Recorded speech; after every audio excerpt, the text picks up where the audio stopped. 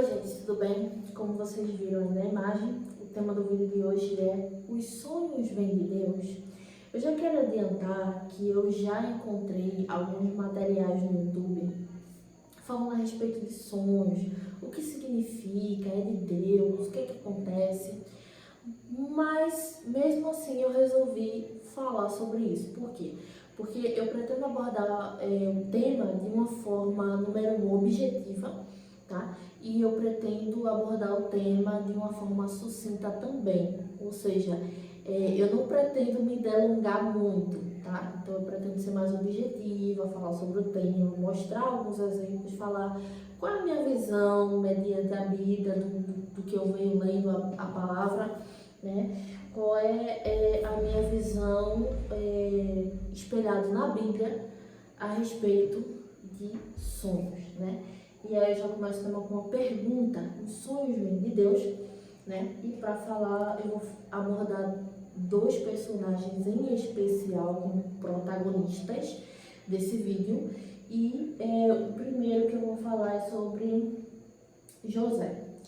E para falar sobre José, eu vou ler aqui Gênesis capítulo 37, o versículo 5 ao 11, diz assim: Certa vez José teve um sonho e o contou aos seus irmãos. Aí é que ficaram com mais raiva dele, porque ele disse assim: Escutem que eu vou contar o sonho que tive. Sonhei que estávamos no campo amarrando feixes de trigo, de repente o meu feixe ficou em pé e os feixes de vocês se colocaram em volta do meu e se curvaram diante dele. Então os irmãos perguntaram: Quer dizer que você vai ser nosso rei e que vai mandar em nós? E ficaram com mais ódio dele ainda por causa dos seus sonhos e do jeito que ele nos contava. Depois José sonhou outra vez e contou também esse sonho aos seus irmãos. Ele disse assim: Eu tive um sonho. Desta vez o sol, a lua e 11 estrelas se curvaram diante de mim. Quando José contou esse sonho ao pai e aos irmãos, o pai o repreendeu e disse: O que quer dizer esse sonho que você teve? Por acaso sua mãe, os seus irmãos e eu vamos nos ajoelhar diante de você e encostar o rosto no chão? Os irmãos de José tiveram inveja dele, mas o seu pai ficou pensando no caso. Bom, é o que está escrito, né? E aí você já chegou a se perguntar: mas por que Jacó ficou, como nós costumamos dizer, com a pulga atrás da orelha pensando no assunto? Eu vou te responder por quê. E eu vou te responder por quê baseado na própria Bíblia, tá? Eu vou te responder isso em Gênesis capítulo 28 e o versículo 12. Diz assim: Então Jacó sonhou. Ele viu uma escada que ia da terra até o céu, e os anjos de Deus subiam e desciam por ela. O Senhor Deus estava ao lado dele e disse: Eu sou o Senhor, o Deus do seu avô Abraão e o Deus de Isaque, seu pai. Darei a você e aos seus descendentes essa terra, onde você está deitado. Os seus descendentes serão tantos como o pó da terra. Eles se espalharão de norte a sul e de leste a oeste. E por meio de você e dos seus descendentes, eu abençoarei todos os povos do mundo. Eu estarei com você e o protegerei em todos os lugares aonde você for. E farei com que você volte para esta terra. Eu não o abandonarei, até que cumpra tudo o que prometi. Quando Jacó acordou, disse assim: De fato, o Senhor Deus está neste lugar, e eu não sabia disso. Parei no verso 16. E Jacó entendeu José, e aí agora você entendeu, né? Porque um dia, quando Jacó não era casado e não tinha nenhum filho, ele estava num lugar em que, quando ele dorme sobre uma pedra, com a cabeça encostada em uma pedra como se fosse um travesseiro, ele sonha. E ele sonha com anjos subindo e descendo uma longa escada, e ali o próprio Deus fala com Jacó. E ele se acorda certo, ele disse: esse lugar aqui, Deus está aqui. Então, depois desse dia, a vida de Jacó nunca mais foi a mesma. A vida dele com Deus nunca mais foi a mesma. E aí a gente se pergunta, né? pode, né? Sonhos que se realizam, e Jacó tinha tanta certeza que era o Senhor naquele sonho, né?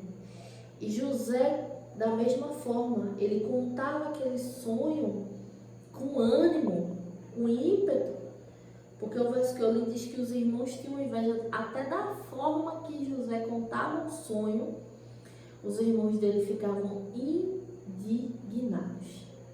Provavelmente José contava cheio de fé, cheio de esperança. Que bom, coisas boas vão acontecer. E como não? Se José estava bem, se ele estava sonhando coisas boas, né? E aí eu quero fazer uma pergunta a vocês.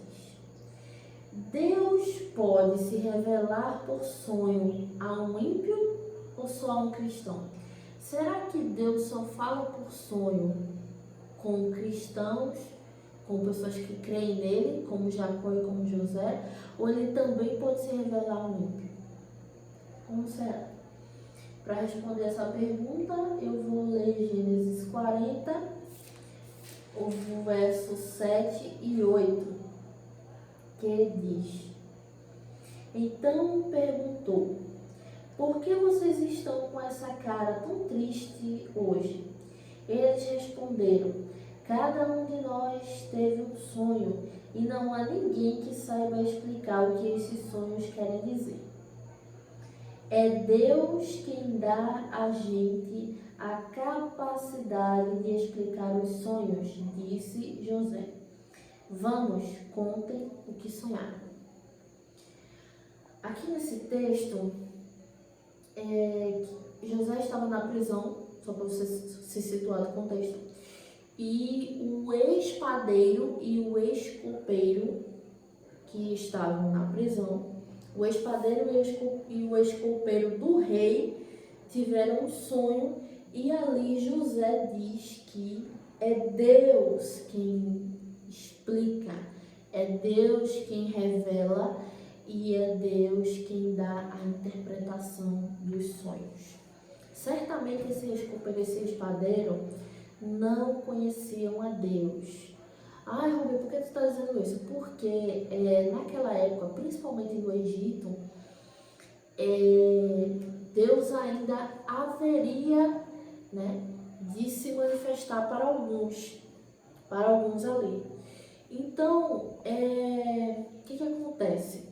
No decorrer da história é que Deus vai trabalhando na vida de alguns personagens, como trabalhar com José, para que através de alguns personagens escolhidos por Deus, como José, Faraó e outras autoridades pudessem conhecer a Deus um dia. Não é à toa que José vai para o Egito. Era porque Deus queria se manifestar a Faraó e precisava de alguém em seu nome. E esse alguém era José. Eu também vou ler Gênesis capítulo 41, versículo 15, 16 ao 25. Que diz assim: Isso não depende de mim, respondeu José. É Deus quem vai dar uma resposta para o bem do Senhor, rei. Aí o rei disse: Sonhei que estava de pé na beira do rio Nilo. 16, agora eu vou ler o 25, que diz assim: Então José disse ao rei: Os dois sonhos querem dizer a mesma coisa. Por meio deles, Deus está dizendo ao Senhor o que ele vai fazer. José deixa bem claro: olha, esses dois sonhos que você teve querem dizer a mesma coisa. E nesses dois sonhos, Faraó, Deus está te dizendo, Deus está te revelando no sonho o que ele quer fazer. Se não fosse por José naquela época, seria muito difícil o Faraó entender isso, né? Isso que José explicou. Mas graças a Deus que havia ali um homem temente, não por um acaso, mas por um propósito, que havia ali um homem temente para explicar tal coisa. Com isso, nós acredito que você já entendeu, né, ele se revela não só aos seus, como aconteceu com Jacó e José, mas também até mesmo para quem não o conhece, como o ex-padeiro, como o ex-copeiro e como o próprio faraó, que era a maior autoridade no Egito. E historicamente, né, e vendo também a questão mitológica, pela mitologia, Faraó continua sendo a maior figura de autoridade do Egito. Então Deus se mostra a Faraó, mesmo sem Faraó entender de fato quem era Deus. Então a gente vê que Deus não se limita a quem crê nele e quem não crê, né? O sonho de José se realiza e a revelação do futuro se cumpre. Isso acontece em Gênesis capítulo 42, o versículo 6, que diz: como o governador do Egito era José, quem vendia cereais às pessoas que vinham de outras terras. Quando os irmãos de José chegaram, eles se ajoelharam na frente dele e encostaram o rosto no chão. Ou seja, exatamente aquilo que José sonhou acontece. O sonho que José teve é realizado, ou seja, não era um sonho qualquer, não era um sonho bobo. Era uma revelação do que Deus faria lá na frente na vida de José. Amém? E esse sonho se cumpre, porque aquilo que Deus promete, Ele é fiel para cumprir. Amém? Mesmo que em sonho. Agora você está aqui, Daniel. Daniel recebe a interpretação do sonho do rei. Lá em Daniel, se vocês quiserem, eu posso deixar todas essas referências bíblicas que eu estou citando e lendo também. Eu posso deixar isso na descrição, tá bom? Eu posso deixar todos esses versículos, porque caso você queira ler depois, com calma, analisar, enfim, né, do seu jeito, eu posso deixar tudo na descrição, todos os versículos, deixar tudo lá, você vai lá, você consulta, você vê quando você tiver um tempo, quando você quiser ver com mais calma, se você quiser rever, ou mesmo tiver alguma dúvida, tá bom? Lá no livro de Daniel, o capítulo 2, chegando aqui, estou consultando junto com você. Daniel, capítulo 2. Não estou me delongando muito porque, como eu falei, eu tenho uma certa objetividade, tá bom? Eu escrevi um scriptzinho aqui, então quando eu abaixo a cabeça é porque eu estou lendo um script que eu mesma deixei pronto para deixar o vídeo bem objetivo. Daniel, capítulo 2, o versículo 19, diz o seguinte: naquela noite, Daniel teve uma visão e nela Deus mostrou o que o sonho queria dizer. Então agradeceu a Deus. O rei Nabucodonosor tinha tido um sonho. Esse sonho não era um sonho bobo, coisa da cabeça dele. Era uma revelação que Deus havia dado para o rei. E ele ficou indignado, estagnado, querendo saber a interpretação a todo custo. E Daniel foi buscar a Deus para que lhe concedesse a interpretação. Deus concede a interpretação e Daniel agradece. Você consegue perceber um padrão aqui? Qual é o padrão, mulher? A ciência, estou deixando a Bíblia um pouco de lado, vou falar da ciência.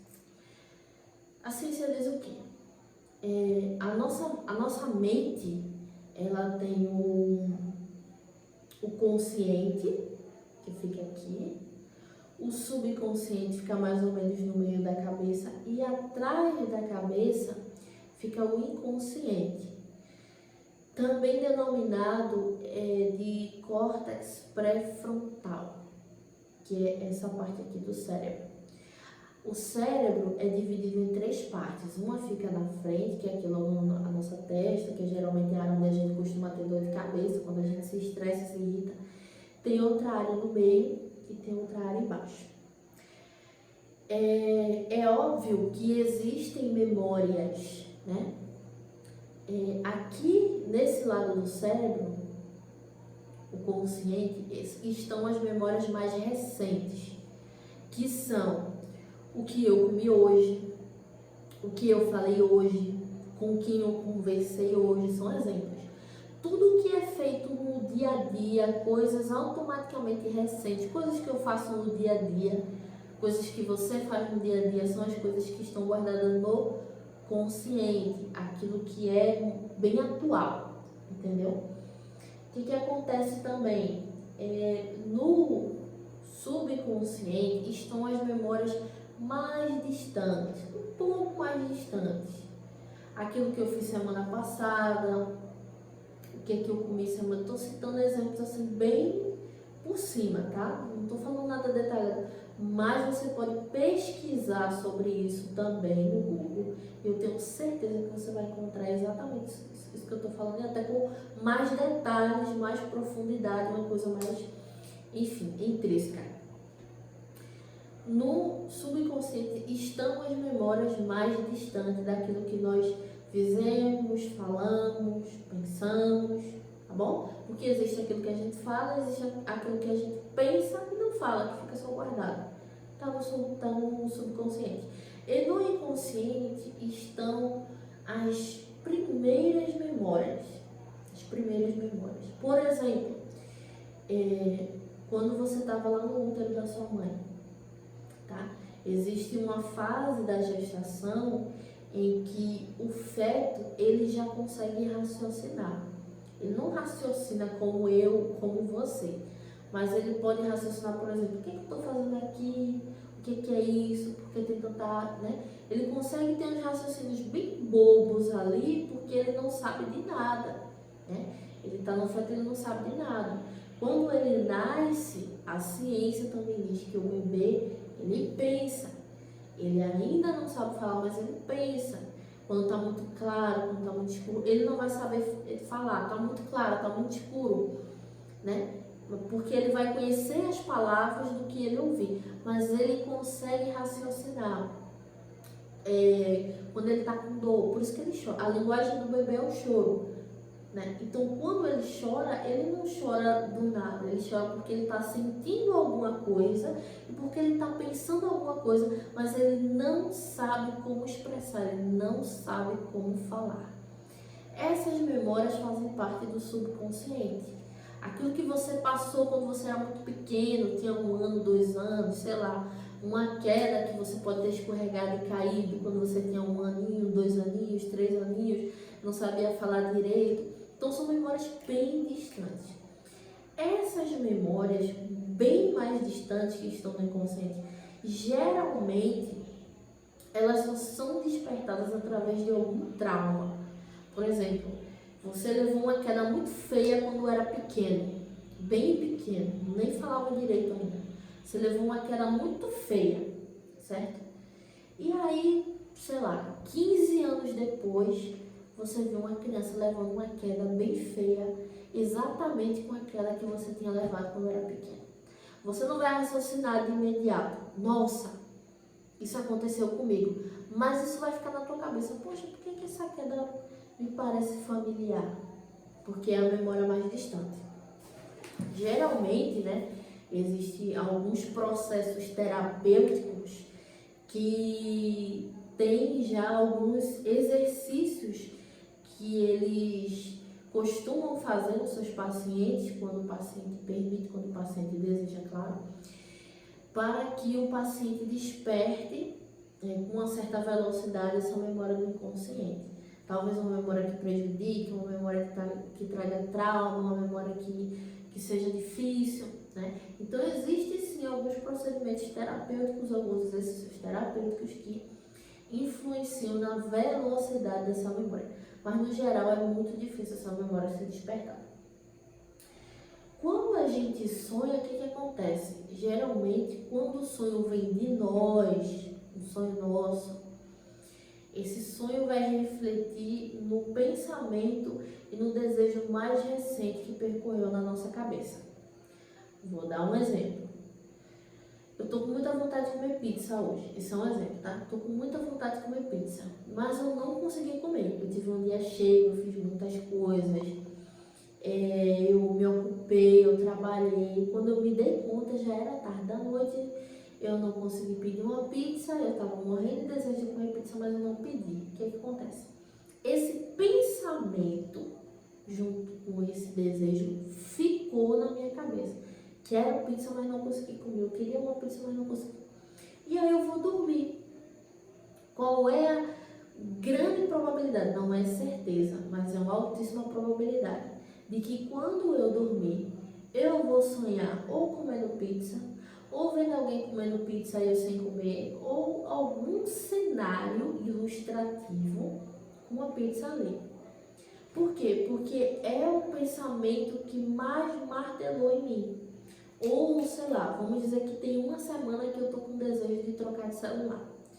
E eu fico com aquilo na memória. É igual um ditado que diz assim, aquilo que você foca, expande. Né? Eu quero, por exemplo, eu quero trocar de celular. E de repente, tudo à sua volta reflete em celular. Você só consegue perceber celular. Você olha para um lado, você vê celular, tem tudo. Mas você só foca no celular. Por quê? Porque tem uma semana que você está dizendo, eu quero trocar de celular. O meu não está prestando mais, o meu está horrível, eu preciso trocar de celular. E aquilo fica na sua cabeça. A grande probabilidade é que em um desses dias da semana, quando você dormir, ou você vai sonhar comprando um celular, ou você vai sonhar ganhando um celular, ou você vai sonhar numa loja onde você vai escolher o celular que você quer, ou você vai sonhar testando o celular, ou você vai sonhar com o seu celular pior do que já está.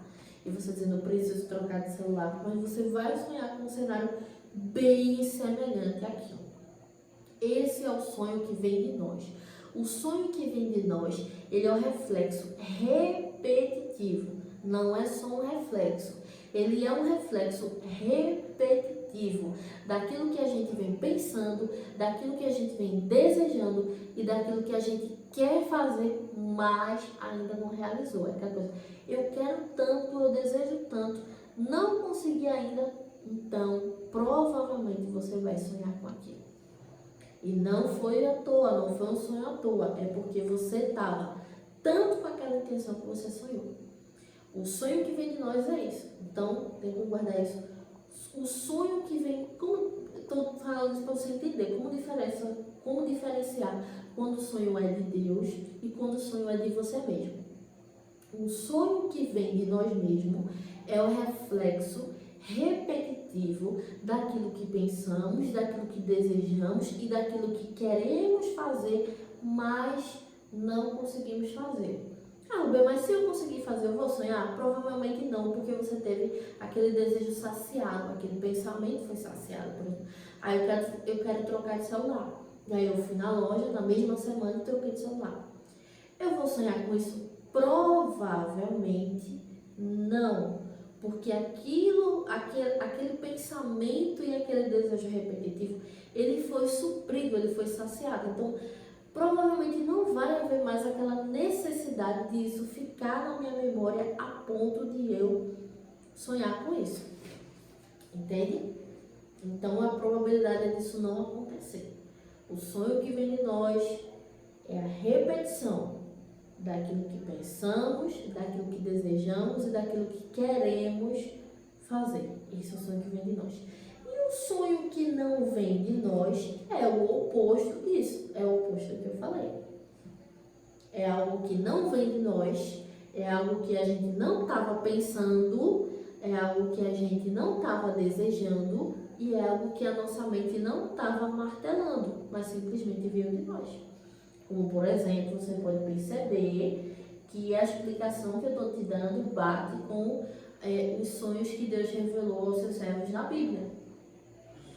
Quando Jacó sonhou com uma escada e anjos subindo e descendo, ele estava pensando nisso? Não. Ele estava desejando isso? Não. Ele estava com esse cucado na cabeça? Não. Ele simplesmente sonhou. E ele fica tão estagnado com aquilo que ele fala, verdadeiramente o Senhor está aqui. Porque ele tinha certeza que aquele sonho não era dele por causa disso. Ele tinha certeza que aquilo era de Deus. Quando José teve aquele sonho, ele estava desejando isso? José desejava ser governador? Não. José desejava ser adorado, que outras pessoas chegassem e se ajoelhassem para ele? Não. José desejava que todas aquelas coisas que aconteceram com ele, ele desejava aquilo? Não. José desejava administrar a fartura do Egito e toda a comida e o dinheiro daquilo que estava ali? Também não. José desejava que seus irmãos se curvassem diante dele? Eu acredito que não. Tá bom? E eles sonharam. E o sonho de Jacó, ele entendeu perfeitamente. O sonho de José se realiza como eu li aqui. E Daniel, ele interpreta o sonho do rei. O que o rei Nabucodonosor sonhou não era algo que ele desejava, não era algo que martelava na mente dele e não era algo que o inquietava. Por que não? Porque ele nem sequer entendeu nada.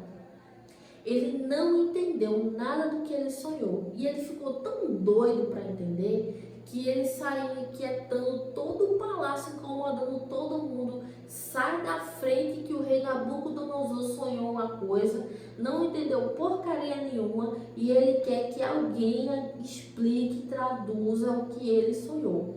Não importa quem seja, não importa de onde vem, não importa quem vai fazer. Eu só sei que o rei, ele quer que alguém explique esse sonho. É a prova cabal de que o rei Nabucodonosor sonhou não tinha nada a ver com o que ele queria, com o que ele sonhava e com o que ele desejava. Ele recebeu uma revelação divina. Daniel entende tanto isso que ele fala: eu vou ter que orar e eu vou ter que buscar a Deus para que o Senhor me dê a interpretação daquilo que o rei sonhou. Porque se o rei colocar na cabeça que vai matar todos os sábios, que vai matar todo o conselho dele, provavelmente eu e meus amigos estamos fritos. A gente vai ter que pedir a Deus. E Deus dá o significado da revelação do sonho. Melhor, Deus revela a Daniel o que o rei sonhou e a interpretação do sonho. Tem prova maior do que essa? De que literalmente foi Deus quem deu a revelação em sonho ao rei Nabucodonosor? Não tem. A prova é tanta que Nabucodonosor sonhou, Daniel sonhou o mesmo sonho, ainda sonhou que a interpretação desse rei: olha, eu estou vindo aqui, mas não é por mim, é porque o Senhor, o Deus que eu sirvo, o Deus do meu povo, me falou qual foi o sonho que ele te deu e me deu a revelação e a interpretação. Esse é o sonho que vem da parte de Deus. É aquilo que a gente não imaginava, é aquilo que não estava penetrando na nossa mente e é aquilo que não veio de um desejo interno ou da nossa carne ou da nossa mente. É aí que a gente entende que realmente foi Deus quem nos deu aquele sonho. Resumo, número 1. Deus se revela a quem Ele quer, independente de ser cristão ou não, de ter fé nele ou não. Jó, capítulo 23, versículo 13, diz assim: Deus faz o que quer. Quando Ele decide fazer alguma coisa, ninguém pode impedir. Aquela coisa, quem é que vai sondar a mente de Deus? Quem é que vai dizer que Deus está certo, que Deus está errado? Ou que Deus deve proceder de modo A, ou que Deus deve proceder de modo B, ou que Deus deve... Ele faz o que Ele quer. E a gente não tem porque a gente, Ele é Deus. Ele sabe o que faz, Ele sabe com quem Ele faz, Ele sabe a quem revela, Ele sabe o porquê Ele dá sonho e Ele sabe o porquê de todas as coisas. Cabe a nós adorá-lo, obedecê-lo, bendizê-lo e engrandecê-lo em tudo. Lucas, capítulo 11, versículo 28 diz assim: Antes, felizes são aqueles que ouvem a palavra de Deus e lhe obedecem. Segundo ponto, Deus se revela para que saibamos que, independente de como funciona o governo na terra, o domínio, o poder e o amanhã está totalmente em suas mãos e só Ele possui o comando e controle de todas as coisas. Abre parênteses, o nome disso se chama onipotência, ou seja, ele tem todo o poder. Estou vendo daqui do resumo que eu anotei, tá bom? Ele detém todo o poder. O poder dele, a honra dele, a glória dele, tudo pertence a ele. Por isso, ele se revela a quem ele quiser, independente de crer nele ou não, independente de acreditar nele ou não. Tá bom? Salmos 62, o verso 11 diz assim: uma vez Deus falou, duas vezes eu ouvi que o poder pertence a Deus. Amém? Quem é que lembra daquele hino de Eliane Oliveira?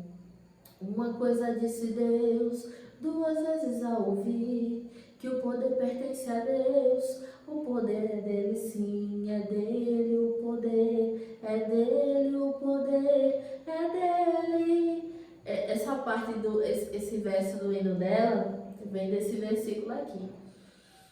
O ponto 3 diz assim: ele quer que confiemos na sua palavra e na revelação dada com uma certeza de que o amanhã já está preparado por ele. Aqui a gente entende que, independente dos planos do homem, do governo, seja lá de quem for, a autoridade e o poder é de Deus. Por que você está dizendo isso, Rubia? Porque Nabucodonosor, ele se achava o dono e o rei que mandava tudo, que fazia tudo e que era tudo.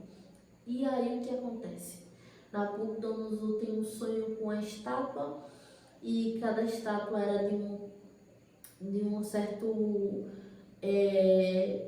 especiaria e essa estátua se cai. E essa estátua fala sobre governos e domínios que posteriormente iriam cair. E nesse governo e domínio que posteriormente iria cair, o governo dele, de Nabucodonosor, estava incluso no que ia cair também. Não era algo que Nabucodonosor queria, mas Deus revelou a ele: olha, teu governo vai cair, depois do teu vai vir outros que também vão cair e só um será levantado. Quem é o único? É a pedra que cai sobre a estátua e a derruba de cima a baixo. Quando essa estátua é derrubada de cima a baixo, a pedra que a derrubou, também conhecida em alguns textos por pedra angular, seria Jesus que viria aqui na terra. Nabucodonosor tinha como saber isso? Não. Mas Deus revelou, mostrando ele: olha, Nabucodonosor, independente dos teus planos, um dia eu vou aí na terra e um dia o teu governo e os demais 4 a 5 governos cairão e o meu reino durará para sempre. Foi essa mensagem que Deus deixou a Nabucodonosor quando deu aquele sonho a ele. Quando dá aquele sonho a Faraó, Deus: não, Faraó, vocês vão passar por um período muito, mas muito difícil. Faraó imaginava isso? Não. Faraó queria isso? Provavelmente não. Mas Deus revelou. Porque independente dos planos, seja de quem for, ele tem um domínio e um controle de todas as coisas. O ponto 3 eu já li, né? Ele quer que confiemos na sua palavra e na revelação dada com uma certeza de que o amanhã já está preparado para ele. Porém, Provérbios capítulo 3, versículo 5 diz assim: confie no Senhor de todo o seu coração e não se apoie em seu próprio entendimento. Não pense que você vai fazer conforme o seu jeito, os seus planos, porque confiar no seu próprio entendimento é o mesmo que dar um tiro no seu próprio pé. Porque o amanhã está guardado, reservado. E só Deus sabe a respeito disso. Não importa o que a mídia, a ciência ou o mercado tem dito sobre o amanhã ou como vai ser os nossos dias. A única coisa que importa é o que Deus tem reservado para nossas vidas e o que Ele fará através da revelação na sua palavra. Salmos 9, verso 10 diz: os que conhecem o teu nome confiam em ti, pois tu, Senhor, jamais abandonas os que te buscam. Provérbios capítulo 19, versículo 21 diz assim: muitos são os planos no coração do homem, mas o que prevalece é o propósito do Senhor. E que somente a vontade de Deus possa prevalecer em nossas vidas, tá? Foi só até aqui, tá? Já acabei de ler tudo o escrito que eu fiz. E assim, eu acredito que, desculpa ter chegado até 35 minutos, como eu tô lendo aqui, mas foi necessário, porque eu não queria deixar algo assim, é isso, ponto, não, entendeu?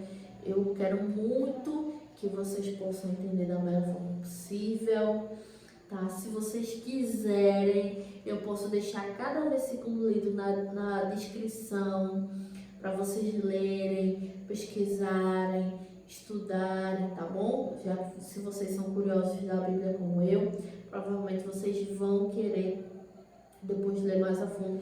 E se tem alguma dúvida, alguma coisa, não fique tímido, pode falar, pode perguntar. Esse canal é totalmente democrático, tá? Se você concordou, se você não concordou, estamos abertos, tá bom? Que Deus abençoe a tua vida.